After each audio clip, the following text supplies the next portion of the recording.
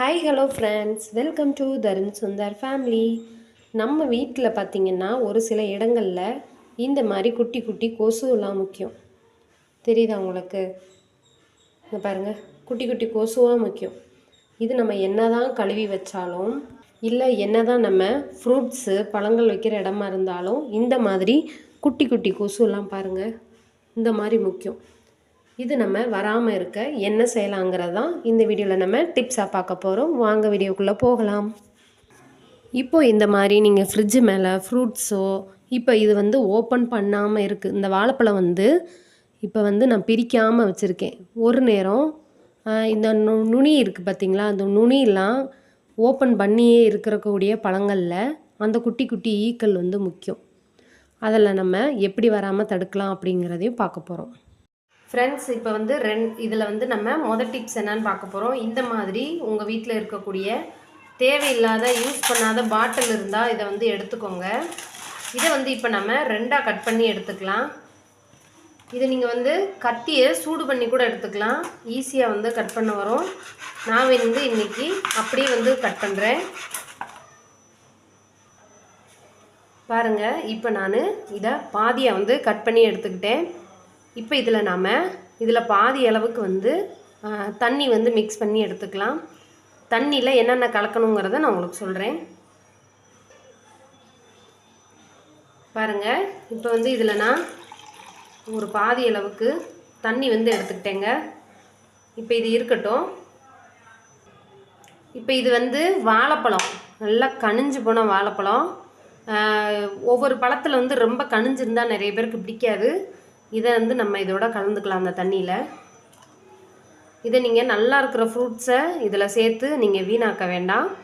ரொம்ப கனிஞ்ச பழமாக இருந்தால் சாப்பிடாமல் வச்சுருப்பாங்க, அதை மட்டும் இதில் கலந்துக்கலாம். இப்போ பாருங்கள், இது சக்கரைங்க. ஒரு 1.5 ஸ்பூன் வரைக்கும் நான் எடுத்திருக்கேன். இதை ஒரு கைப்பிடி இந்த தண்ணியில் கலந்துக்கலாம். இப்போ பாருங்கள் ஃப்ரெண்ட்ஸ், இந்த மாதிரி ஒரு பாலித்தீன் கவர் எடுத்துக்கோங்க.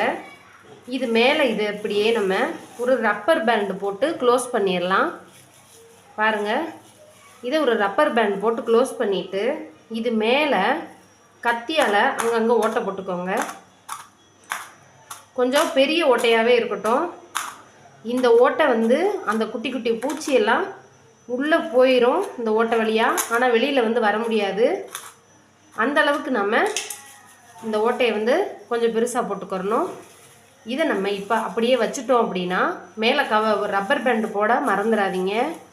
இப்படியே வச்சுட்டோம் அப்படின்னா நீங்கள் எங்கெல்லாம் அந்த குட்டி குட்டி பூச்சி இருக்குதுன்னு நினைக்கிறீங்களோ அந்த இடத்துல வைங்க.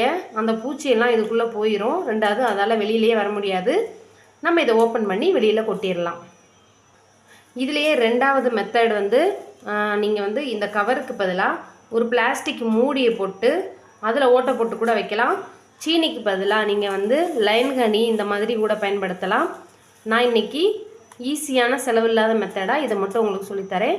இன்னும் 2 டிப்ஸ் இருக்குது, வாங்க அதையும் பார்க்கலாம். இப்போ நீங்கள் இந்த ஃப்ரூட்ஸ் எல்லாம் வச்சுருக்கிற கூட வாழைப்பழம்லாம் வச்சுருக்கீங்க அப்படின்னா அந்த இடத்துலலாம் குட்டி குட்டி பூச்சியாக முச்சிக்கிட்டே இருக்கும். அது நமக்கே பார்க்கும்போது அதை ஏண்டா சாப்பிடணுங்கிற மாதிரி இருக்கும். அப்படி உள்ள இடத்துல இந்த லெமனை எடுத்துக்கோங்க.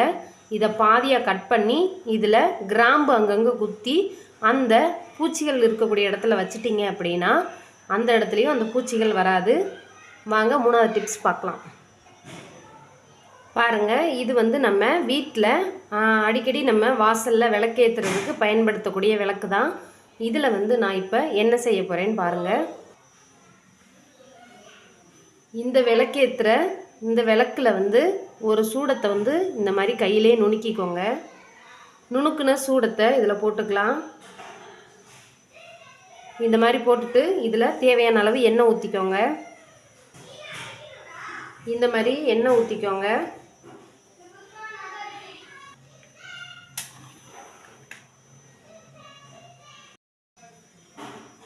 பாருங்கள் ஃப்ரெண்ட்ஸ், இப்போ இந்த சூடத்தோடு இருக்கக்கூடிய இந்த எண்ணெயை நீங்கள் அந்த பூச்சி இருக்கக்கூடிய இடங்களில் வச்சிங்க அப்படின்னா இந்த கற்பூரம் இந்த எண்ணெயோட வாசனைக்கு இந்த பூச்சிகள் பக்கமே வராது. இதை நீங்கள் உங்கள் வீட்டில் ட்ரை பண்ணி பாருங்கள்.